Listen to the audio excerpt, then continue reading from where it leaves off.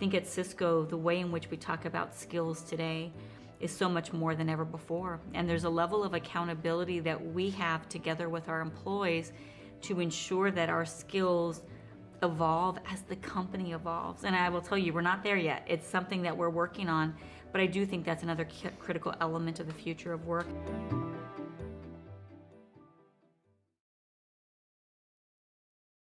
Hello, and welcome to Washington Post Live. I'm Daniela Brill, Tech at Work writer for the Washington Post. Today, I'm joined by Cisco's People, Policy, and Purpose Officer, Francine Katsoudas. You've got quite the title, Francine, to talk about artificial intelligence and hybrid work and how they're changing the workplace. Francine, welcome to Washington Post Live. Hey, Danielle, it's great to be with you. I have never been called the chief of police. Yeah, that was a new one for me. I was trying to not trip over the three P's and I threw in police. That's a new one. But anyways, welcome. Thanks for joining us. We want to jump right in. I know that Cisco has been working on bridging the digital divide. In this new era of work, is the divide growing? And what skills has Cisco noticed are needed most? I think the most important thing to say is that it could get larger if we're not careful. I think there's a lot of work that we need to do so that we don't see a bigger divide. And when we look around the world, what we see is that there are still about 4 million people that are not connected. And as a result of that, it impacts their ability to access education or healthcare. And that's a huge issue. When we look within companies, I think we all believe that the skills that are required are going to continue to evolve and shift. And if we're not careful and thoughtful about how we help people get those skills, I think you could actually see a digital divide, a skills divide within the workplace. And I think this is why we have to solve some of these issues beyond the company by company approach. I think we have to look at skills. I think we have to create taxonomies and just create a completely new way to learn within the workplace as well. Got it. And just curious, are there certain skills that are most needed right now? I think what we're seeing is that there are basic skills around how we leverage analytics that are really important. And if you believe that we're going to have access to more and more information, how you use that, how that impacts decision making, those are incredibly important skills. I think what we're also seeing at the moment is that the power of decision making, communication is going to be incredibly important because I think we all believe that the content we're receiving is going to get better and better. And some of the work that we did to build content will not be required anymore. And so as a result of that, what you do with that content, I think, is going to be incredibly important. And so what we're seeing is a lot of the roles today that have focus on research, as an example, analytics, the how we get that now is not going to be part of someone's job, but the what you do with it will. Got it. It seems like every company right now is trying to figure out how to adopt AI or bring it into the business. But becoming AI centric as a company, it really does require a strategy. How has Cisco integrated AI into the way it operates? Yeah, and I think we have so much more to do. So I think what we saw, and it's so interesting, Cisco did a body of research last November where we went out to people around the world to ask where they were as it related to their own AI strategies. And what we saw at that time, Danielle, was that 97% of IT leaders felt immense pressure to adopt AI. And at that time, and I think it's changed quite a bit, only 14% really felt like they had the plan to do that. And what that signaled to me at the time was that there was a lot of pressure top down from an AI perspective. And so I think the approach at Cisco has been to adopt both a top down and bottoms up approach to AI. I think this is really important, especially as I think about some of the fear that I've seen across industries around what AI will mean from a job perspective. And so the way that looks at a company like Cisco is that there are very clear mandates and priorities around the way in which we leverage AI and use cases that I think more broadly can be leveraged across the company. But in addition to that motion, what we're trying really hard to do is give our people access to the technology, training, and then really encouraging our people to play and to experiment. Something that we did within my organization was we opened up a project where people would get AI training. And what we asked them to do was then share with us how the technology could change their day to day work. And I had hoped at the time that we would have a few hundred people raise their hand. And what we saw was 800 people raise their hand. And coming out of that, we have hundreds of ideas around how we can help our people be more productive. To me, that's an example of bottoms up innovation. And I think when you have both, that's where you have the power. I think the only other thing that I would add is it's going to require us to be a lot more fluid in how we skill. I think in the past, there's been this formality around training, and now it's going to have to feel like something that we're doing, I think, on a weekly basis. So I want to move to the AI consortium. This past spring, Cisco and other companies launched the consortium to address AI's impact on workers. What was the impetus of this, and what has it been up to since it formed? Yeah, so we came together with companies like Google, Microsoft, SAP, Accenture, IBM.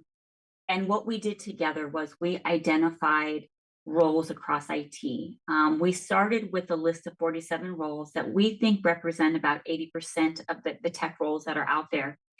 And for every single role, we looked at what are the tasks, what are the skills that are required today. And then we looked at, as AI really starts to be leveraged more and more, what is the impact to these 47 roles?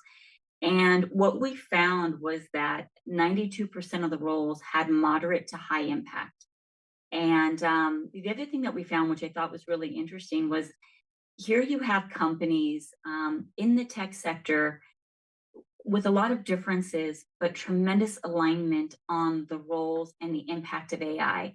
And I think this was probably a first for us that we share this level of information and that we together are starting to talk about what are the skills, what's the taxonomy that we use. This work to me is not just important for our employees, but I think it serves as a little bit of a blueprint for companies around the world. We've made this report available so that you can look at roles and start to understand how it's going to change. I think, Danielle, what it also shows us is the learnings that we've had in these 47 tech roles can be applied more broadly to every role. And as part of this group, Cisco also has a goal of training 25 million people with cybersecurity and digital skills by 2032. How do you plan to achieve this? It's quite a goal. It is, and we're really fortunate in that over the last 25 years, we have really put the focus on education. And we've recognized that as a company, our purpose is to power an inclusive future for all. And our belief is that it's education that plays a big role in that inclusive future. And so today we train students in over 190 countries around the world. A lot of our training provides learners with some of the basic skills that allow them to get that first role in tech. And then knowing that for many of us, once we get that first role, we're able then to continue to navigate our careers and grow. And so the Networking Academy has been just an incredible way for us to have this impact. I would share with you that over the last 4 or 5 years, I think the curriculum that we've had in the security space has been incredibly meaningful. What we know, Danielle, is today there are about 4 million security roles that are unfilled due to lack of skills or talent. And about half of those roles are at the entry level technician layer, which means a handful of courses would allow someone to be able to fill that job. And I think we all know right now security is such an amazing space to really build a career. And so via our networking academy, we will continue to train learners to meet this new goal. We have focus on bringing these academies to high schools, to community colleges. We have them in correctional institutions. We'll continue to really look at how we can provide access to this training, which, by the way, is both in person or remote, depending on how the learner wants to learn, which I think is another important point at this moment. But that's our plan. And I think together with our partners, we can truly have impact on industries around the world. Got it. I'm going to squeak one more question into AI if we can keep this little brief because we do want to work into hybrid. I know you have a lot to say there as well, but I am curious, you guys have done a lot of research on how AI is impacting jobs. And, you found that entry level and mid level information and communication technology professionals are at the forefront of AI transformation. I guess I'm curious how these entry level jobs are being affected and if workers' sort of worries and fears about being replaced by AI are founded based on your research. I do think it's fair to say that many of the entry level roles that exist today are going to evolve. And I think there will be a new entry level role. I laugh sometimes because I think about the role that I entered here at Cisco, and that was in the contact center.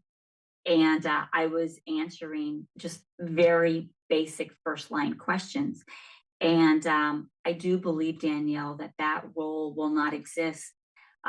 We already are doing so much of this role via AI.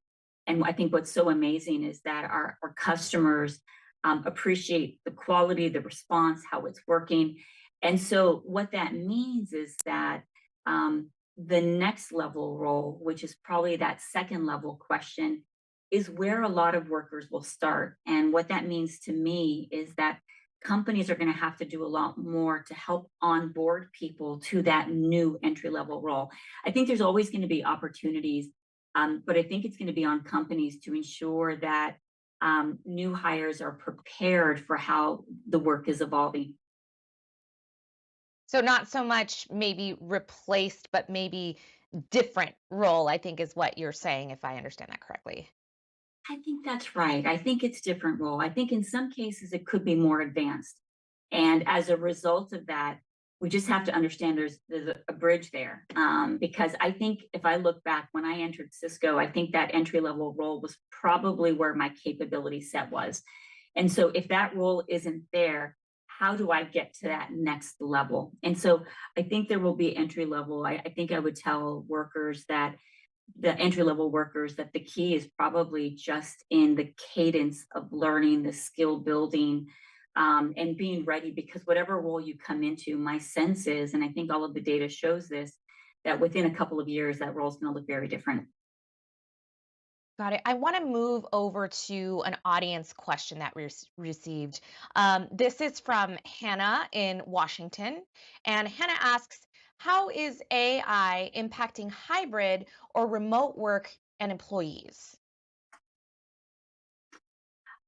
I think it's a great question, Hannah. I think we're still learning a ton about this. I think the way that we look at hybrid at Cisco is we look at it more through the lens of flexibility. And I would say that via AI, what we're seeing is that the data does give us, and the insights gives us that flexibility. And so I think you're going to see different impact. And I would say the way that I assess how we look at hybrid as a company is via both the work and the team. And so there are some roles where it makes a ton of sense for you to work wherever you work because it's very independent. There are other roles that are very team based, and that back and forth, that ability to build off of ideas and talk through things requires some level of in-person engagement. And so I think the question is a great one. I think we're going to learn a ton more about that. Now, I know that AI is sort of making its way into recruiting efforts.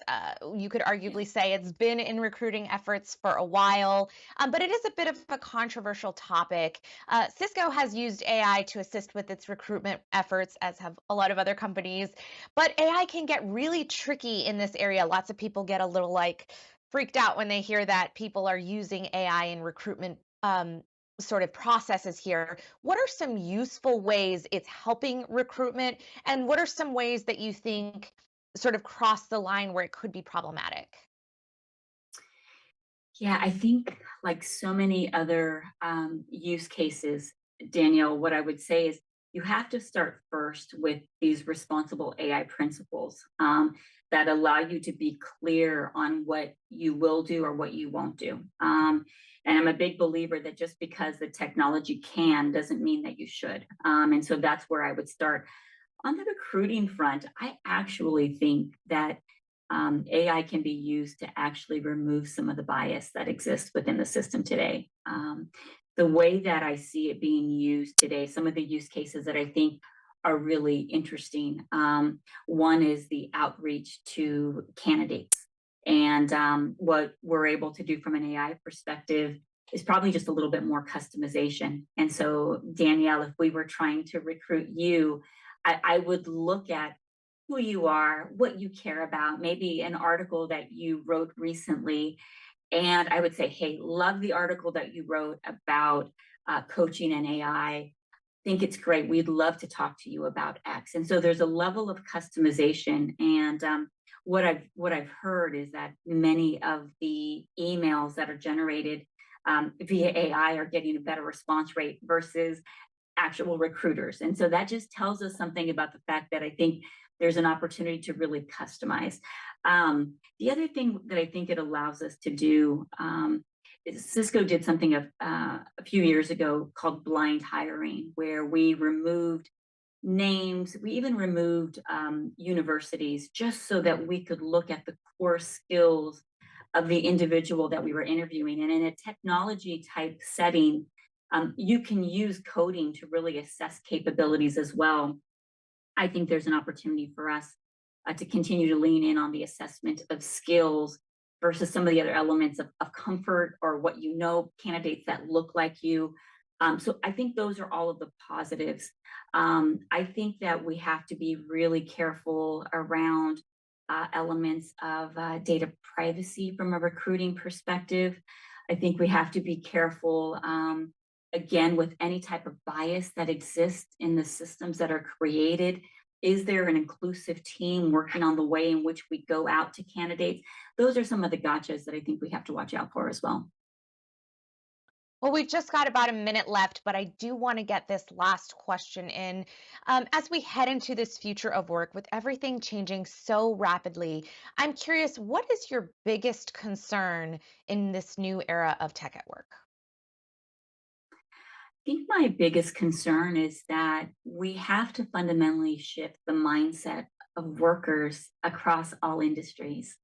And the shift is basically that we need to continue to evolve our skills. We have to make the time for the investment in that maybe weekly 1 hour course that we take to further understand how our roles are changing or the technology that's available.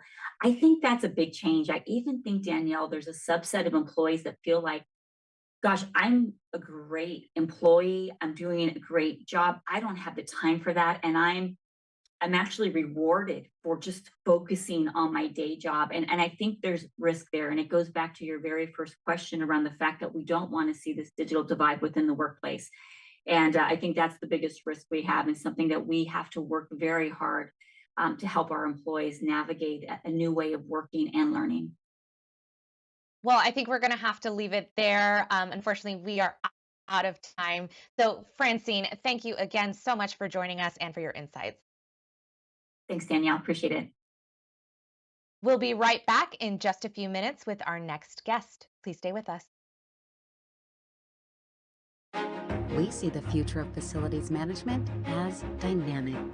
We make it possible to optimize operational and energy efficiency, mitigate risk, and ensure compliance, and provide a safe, seamless, and tailored experience for your people. Partnering with JLL means you can intelligently transform your operations.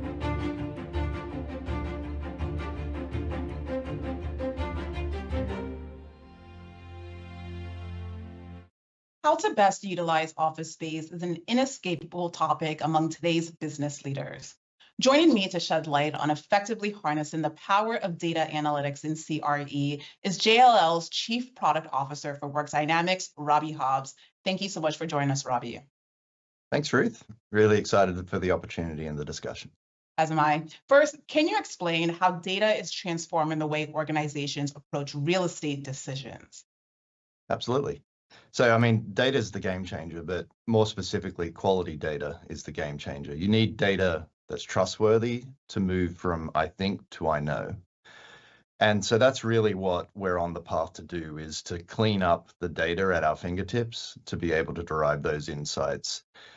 More interestingly today is we're able to combine traditional data sets with real-time data sets and get a greater insight into how your real estate is performing, how it's being leveraged, how it's being utilized, so you can make better decisions across the value chain, from portfolio planning to transactions and leasings to capital works to facility management, on how to get the most out of your real estate.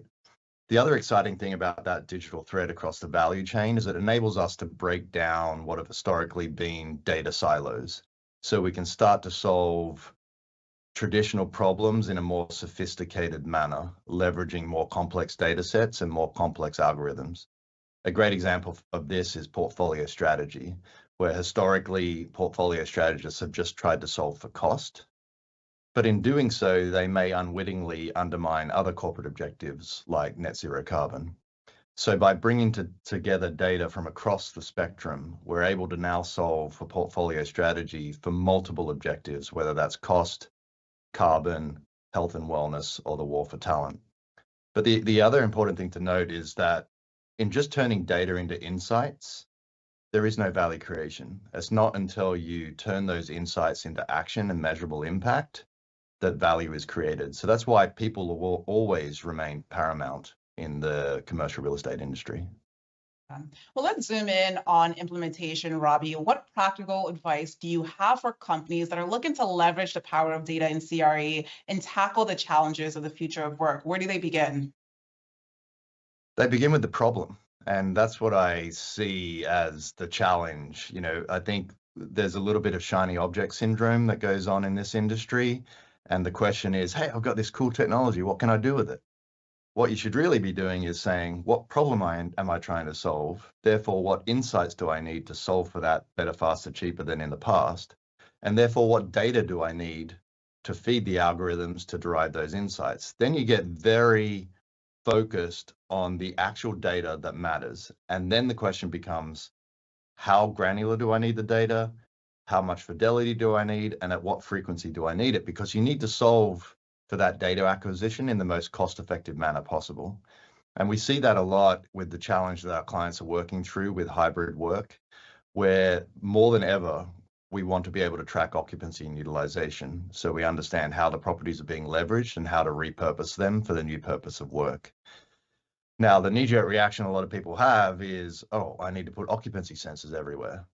That's expensive. Often, if you follow the problem, insight, data thought process, you may realize that actually existing data that we have in the form of badge swipe data and Wi-Fi data is good enough to be able to start solving that problem. So I find that that's a good practical advice process to leverage when figuring out how to solve these tough problems in better ways. Yeah. Well, with that context, where do you see AI being the most impactful in CRE, and what role do humans play in all of this? So, it's a really exciting time. And we're only just beginning to scratch the surface of how AI can revolutionize CRE. But at the end of the day, it still comes back to my first statement: quality data. Quality data is the game changer. It's still garbage in, garbage out, And AIs are going to struggle to create insightful actions if they're fed poor quality data. Having said that, AI can help create quality data. And so that's the really exciting part about it is, CRE struggles with disparate, disconnected, and incomplete data sets. That's why we struggle to do basic benchmarking. But AI can help curate those data, do the semantic mapping, and help us get that solid foundation to then create insights. Once you've got that solid foundation, the exciting thing we're already piloting is an AI assistant. But this AI assistant has been trained to be a CRE expert. They're being trained on CRE data. They're being trained to talk CRE. So now when a CRE leader asks a question, historically teams of BI analysts would have to disappear for 2 weeks, come back with an answer, and then he would have another answer. Now our AI assistant can answer those questions real time, and they can also prompt additional questions that leader may not have thought of. But what I want to close with here is to reinforce that the way we are thinking about AI is not to replace humans, it's to augment humans. What we think of AI is automating the mundane so we can free up human beings' time to do what they're best at: creativity, collaboration, negotiation, stuff that can never be replaced by AI. And so this industry will always be a people and relationship business. So we see AI as supercharging people and relationships, and our motto is better jobs, not fewer jobs. Yeah, well, you're right. This is a really exciting time for the industry and a prime opportunity for companies to develop or really simply rethink their AI adoption in CRE. Thank you, Robbie, for your insights. And now back to the Washington Post.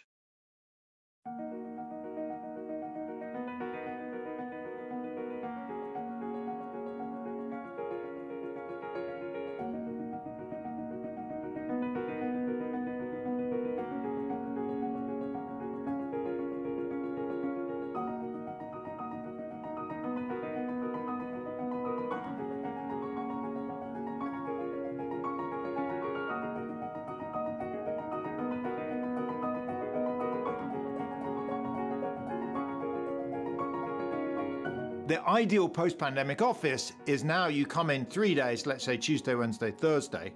All of your meetings, presentations, team events are in those 3 days. They're kind of exhaustively social. At the end of it, you're like, I want some quiet time. But then you push the quiet time to Monday, Friday. And the evidence from the papers that I've seen and the data is, if you get to that kind of cadence, that can basically give you about the same level of innovation.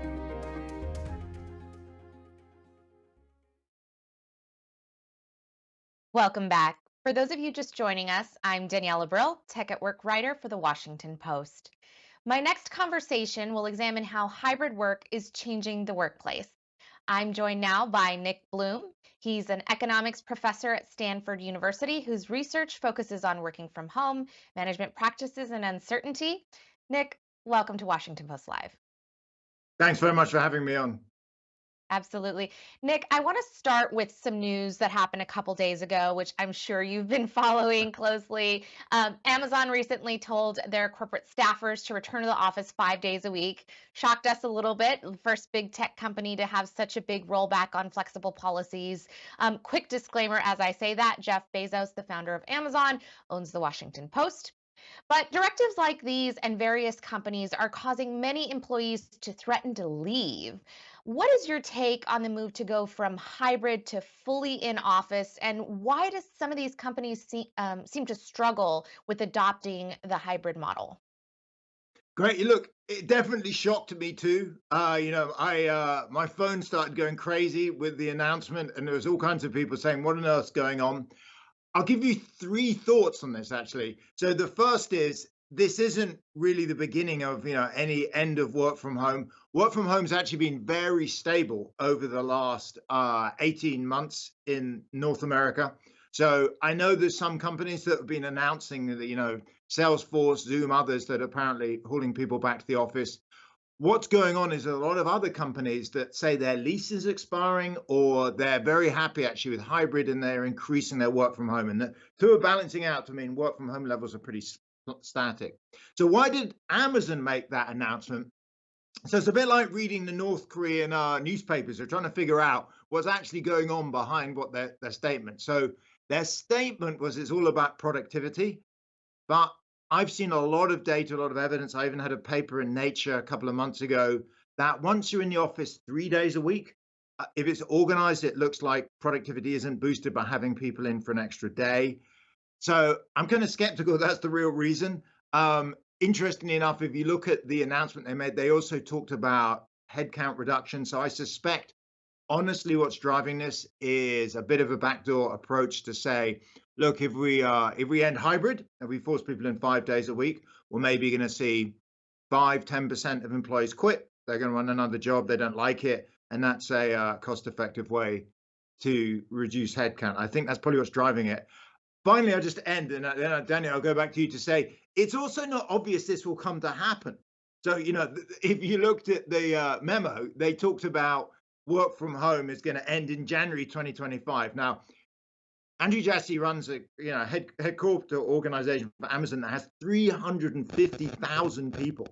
He is sitting on top of an enormous organization. It's like 10 layers deep of managers to get to the bottom. He has to get them all on board. Mostly, if you look at who these managers are, they're in their 30s, 40s, maybe early 50s, they have kids. They are probably pretty into hybrid too. So they're being asked to implement something they don't agree with. To make it worse, they have performance bonuses, promotions, everything driven on their team performance. So look, if I'm a manager, imagine you come to me and say, look, you've got to get people in swiping their badges in 5 days a week. And I have like 2 or 3 star employees that are on hybrid. I'm not sure I'm going to enforce it. I'm worried that if I force them in 5 days a week, they quit. I lose my bonus. I don't get promoted. So I'm not sure this will ever happen. I suspect they get up to like 4.1 days a week on swipe day to 3.9 and just kind of give up. You brought up so many little nuggets in there that I could dig into, because we are hearing so much about, sort of this like backdoor way to lay off without layoffs. And we've heard a lot about also, that I forget, there's a term they've coined it for, managers not really implementing it and just sort of, pretending we're following the policy. So I will leave that there because we could spend all day on that topic alone. You published a study this summer that found employees who work from home just 2 days a week are just as productive, likely to get promoted, and less likely to quit their jobs. But we've also heard some sort of anecdotal concerns that working outside the office could contribute to fewer career advancements and may increase a worker's chance of being part of a layoff. Does working from home ultimately contribute or hurt career growth, or is there some limit to when it's beneficial and when it starts to, have some of the negative impacts? It's a great question. So let's set aside one group first off, which is youngsters. So think of people, my oldest kids are 19 and 21, and I teach undergrads every day pretty much. And for folks like that, early mid-20s, if anyone's in that age group listening or you have kids, I would probably advise you for your first 5 years of your career just to go into the office a bunch. So I'm thinking 4, maybe 5 days a week. When I talk to these people, they typically want that anyway. They're like, I want to be social, I want to get mentored, and their apartment's not particularly great. They're sharing with 4 housemates, and where are you going to work if you're working from home? So let's set those guys aside. So let's think of the rest of everyone else. So we're looking kind of late 20s upwards. For those folks, there's really 2 kind of groups. Group 1 is you are doing the same as everyone else in your workplace. So imagine you're in an office, you're coming in 2 days a week, but everyone else is coming in 2 days a week. That doesn't look like it damages your promotion. So if the boss is in, on Tuesday, Thursday, you're in Tuesday, Thursday, or your other colleagues are in on Tuesday, Thursday, you're all kind of in the same boat, and there's no evidence that promotions and careers held back. Where there is evidence it's a problem, and I have some papers, and Emma Harrington, Natalia Emanuel, many other people have papers on this, shows that if you come in significantly less days than your colleagues. So for example, there's a study where a group of people came in 5 days a week and another group came in 1 day a week, and the second group saw their promotion rates drop by a half. So I think the evidence, if you're listening, if you really want to work from home and your current employer is not providing enough days, it will likely damage your promotion prospects if you cut back and are coming in less than colleagues. So really the advice, if you can, is to change jobs. So, if you love working from home 4 days a week, you don't want it to hold back your career. It's probably better to be in an organization where everyone else is working from home 4 days a week, and then you're kind of on a level playing field. That makes a lot of sense. You've pointed out that critics of hybrid work often confuse hybrid work with fully remote work. What do you think are some other misconceptions of hybrid work?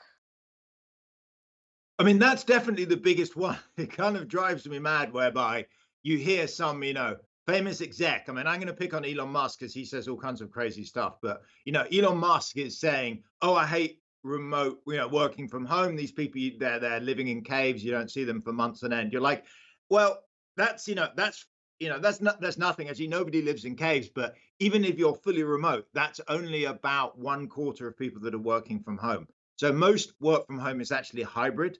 Um, I could talk about fully remote, but I set that aside because that's at this point a relatively small share of what's going on. Mostly, it's people say working from home 2-3 days a week. All of these different policies have ups and downsides.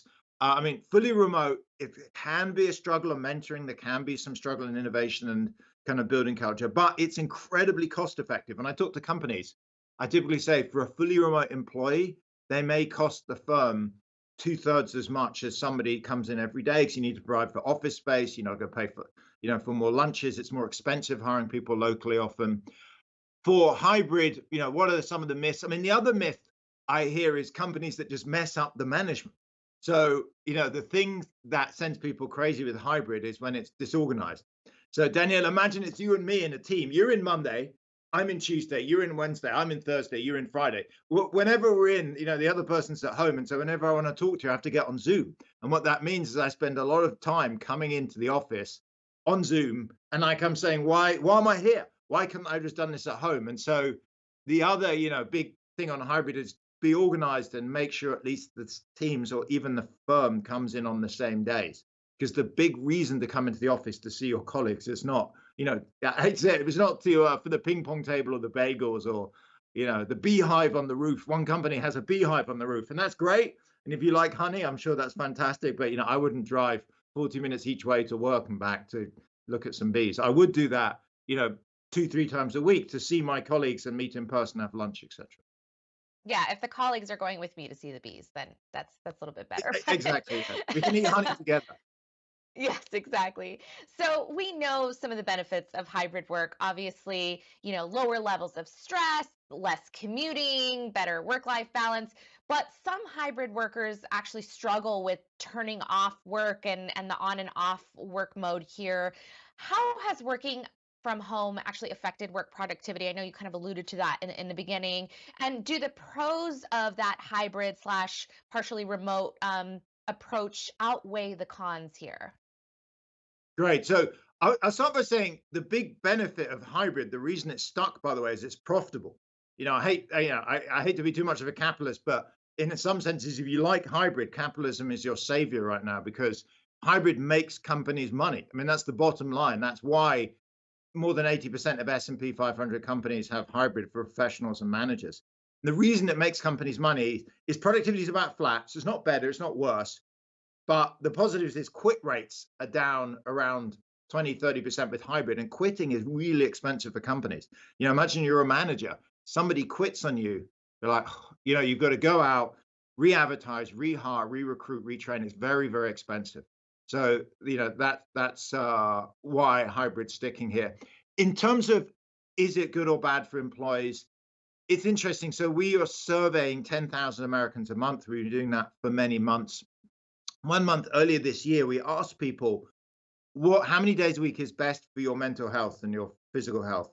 And it turns out it varies a lot, and it really looks like it aligns with what people want. So just to give you a sense, around 20% of people say they're happiest and their mental health is best that they come into the office every day. Think of them as maybe extroverts, or possibly they live on their own, or they don't have great home accommodation. They want to come in the happiest coming in every day. There's 30% that have the exact opposite. So they say, look, I really want to be at home every day. Maybe, they like the closeness of family and friends. They're at home. Maybe, they don't find workplace a pleasant environment. And then there's the remaining 50% that expressed various versions of hybrid. I think the bottom line is choice, and letting people choose is the critical thing. So in 2020, when we were all forced to be fully remote, there are a lot of people that are very unhappy, and that was quite damaging with mental health. But in 2019, we were all forced to be fully in person. That was also not great for some people. Now, 2024, I feel like it's the best of both worlds if we give employees choice. Now, that may not be choice in your own employer. As I mentioned earlier, it's kind of difficult to do something that's different from your colleagues. So choice, I think, in the long run may actually mean that different firms offer different practice. Amazon is claiming it's going to get people back 5 days a week.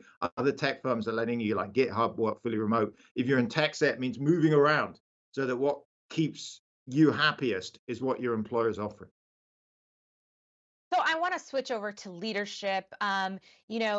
Ineffective and unnecessary meetings are a productivity challenge. We've all had them. Many of our schedules are just filled with back-to-back meetings. It's one of my favorite parts of the job. But Zoom meetings really do remain a mainstay after the pandemic.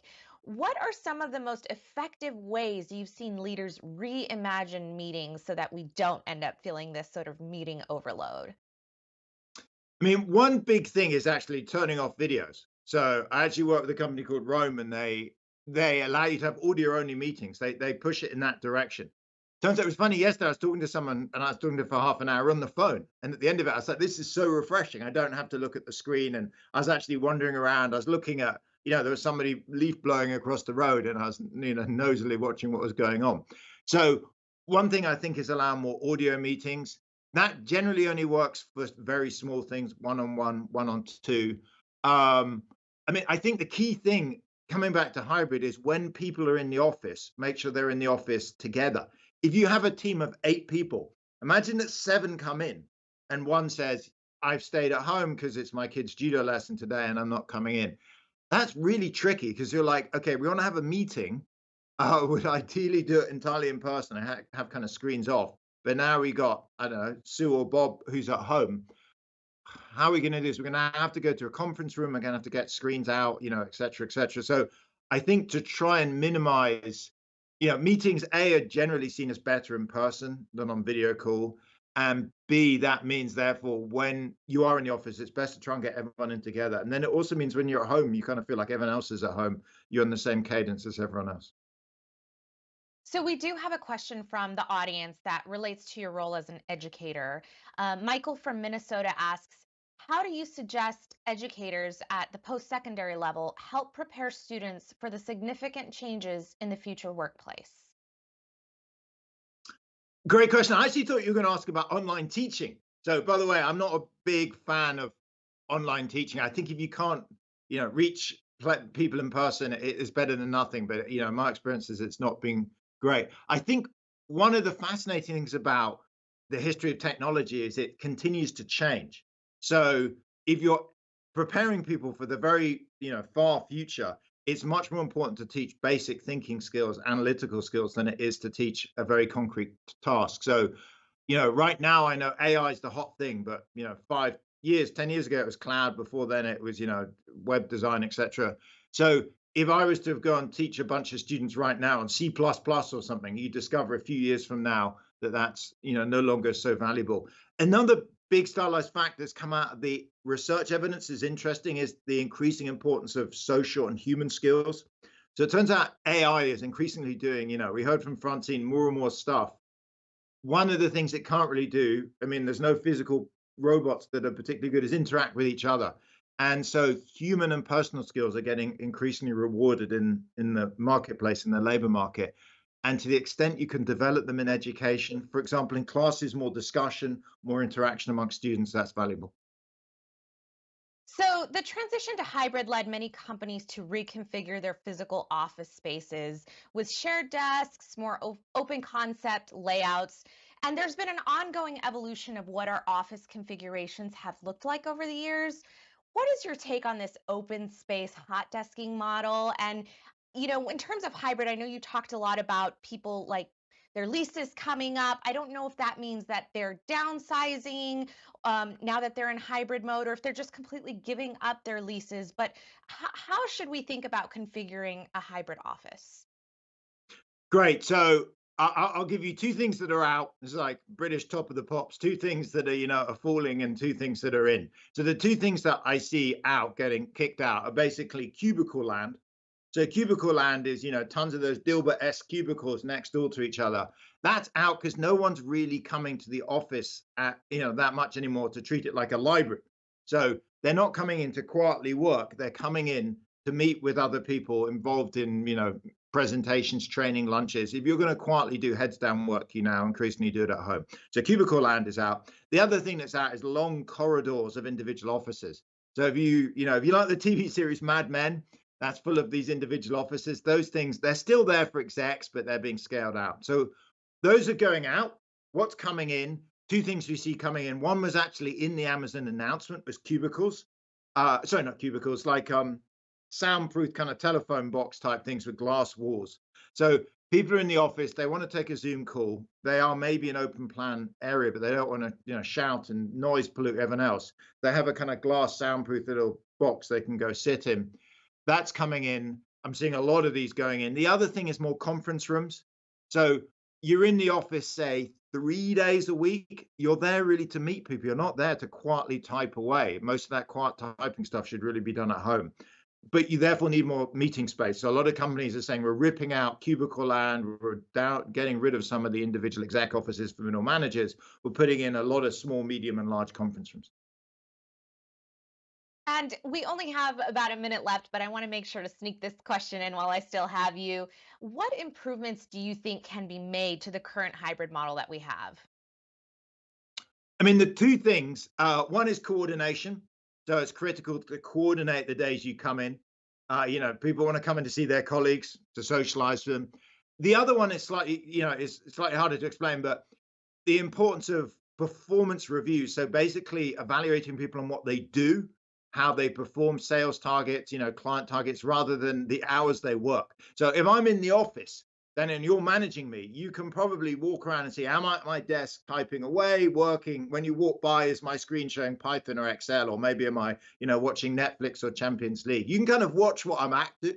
It's not great management, it's kind of livable. If I'm at home, you've no idea what I'm doing. And surveillance software is horrible. So there needs to be a big swivel from basically measuring inputs, hours, to focusing more on outputs, what you perform and achieve, because it lets employees working at home have a bit more flexibility. And it means managers can more easily manage them. That sounds like a great way to look after employees instead of watching over their shoulder or seeing if they're logging keys or whatever some of these productivity tools do. Unfortunately, we're out of time, Nick, so we'll have to leave it there. But thank you so much for joining us today and providing your valuable insights here. Thanks very much for having me on. And thanks to all of you for watching.